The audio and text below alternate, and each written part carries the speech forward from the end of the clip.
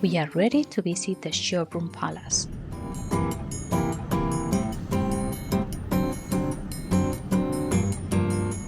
From the hotel, we have a subway stop about 10 minutes walk, and taking the U4 line in about 15 minutes we arrive at the palace stop. As you can see, it is very easy and fast to get from the city center, and the frequency with which the subways pass is quite good.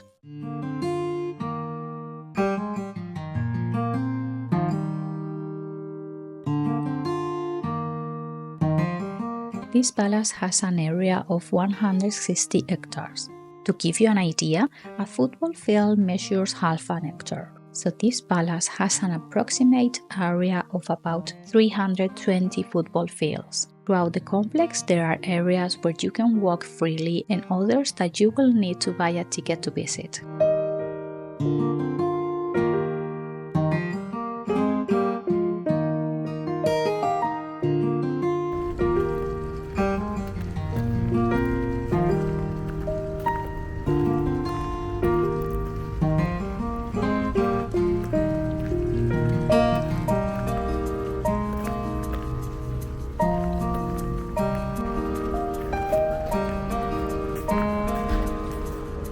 We are going to walk around the gardens and enter to see the palace. The entrance fee is 32 euros per person and includes an audio guide in the language you need. The ticket indicates the time and day where you can access the palace, and if you can buy the ticket in advance, it would help you to better organize your visit, since of the 6.5 million visitors that the complex has per year, at least 2.5 million of them access the palace. While we take a walk through the gardens, I will tell you a little about this place. About the 16th century, this area was a country house, which its owner, Emperor Charles VI, used to practice hunting, mainly pheasants. He eventually gave it to his daughter, Empress Maria Theresa, who gave it its present form during her reign, marking the beginning of a brilliant era in Schönbrunn's history, as the palace became the center of court and political life. The palace became one of the most important in Europe. In 1830, Emperor Franz Joseph was born in Schönbrunn Palace, and the monarch spent the last years of his life in this residence. It is one of the most beautiful Baroque buildings in Europe. UNESCO includes it in its list of World Heritage Sites, recognizing its importance as an example of the integration of the arts of the Baroque period. The palace gardens are a work of art in themselves. Here we can find different fountains, statues, labyrinths of paths, and even a historical zoo. The style of the gardens is also predominantly Baroque, although we can also appreciate elements of other styles such as Romantic and Japanese.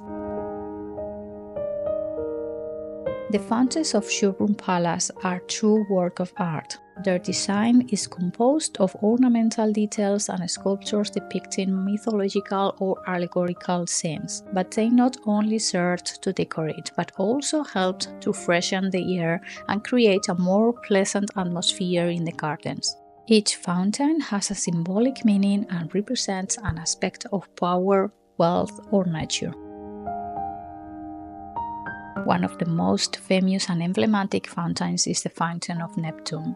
It depicts the Roman god of the sea surrounded by tritons and other sea creatures. The fountain is under what is known as the Glorieta. The Glorieta is a neoclassical structure that is located in the highest hill in the park. From here you can enjoy spectacular panoramic views of Vienna and the gardens. As we have the entrance to the palace coming up soon, we will continue exploring the gardens in this area.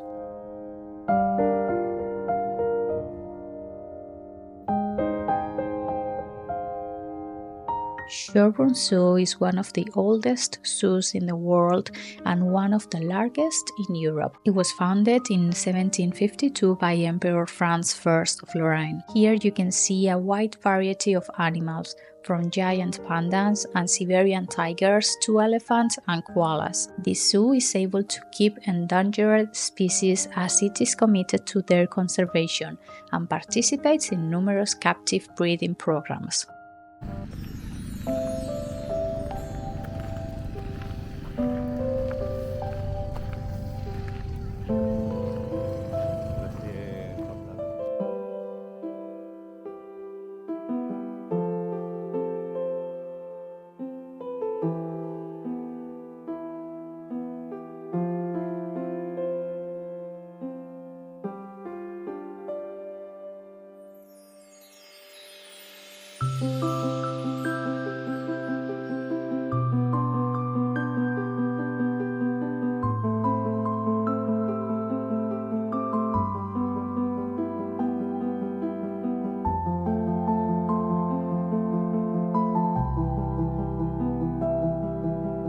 Schönbrunn Palace, which was built in the 17th century, was the summer residence of Vienna's imperial family, the Habsburgs. This complex is a reflection of the power and opulence of the Austrian monarchy, where thanks to how well preserved it is, we can get an idea of what this world of luxury and elegance was like. Surely you have seen it in a movie, as it has served as the setting for numerous films, such as Sisi and Amadeus.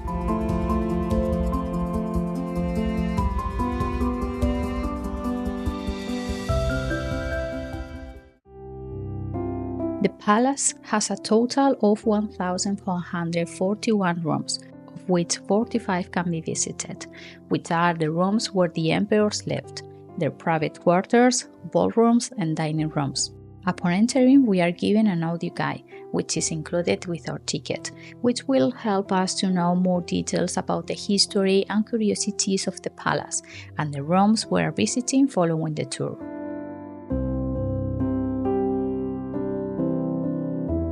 The interior facilities are Rococo style, which can be appreciated in its opulent rooms, the frescoes on the ceilings, and the exquisite decoration.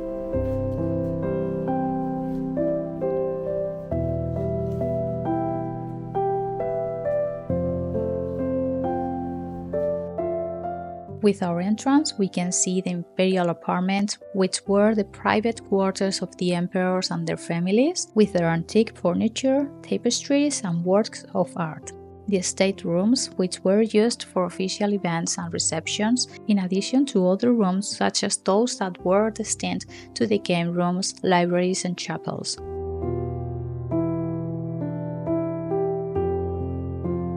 In this visit, we can learn very interesting historical facts, like that in the Hall of Mirrors a very young Mozart interpreted musical pieces, or that in the Chinese Oval Cabinet, Maria Theresa held her secret conferences with the Chancellor of State, Prince Konitz, or that Napoleon gave a lecture in the Buchs-Lacquer Salon, or that the Chinese Blue Room was the place where in 1918 Emperor Charles I abdicated, marking the end of the monarchy.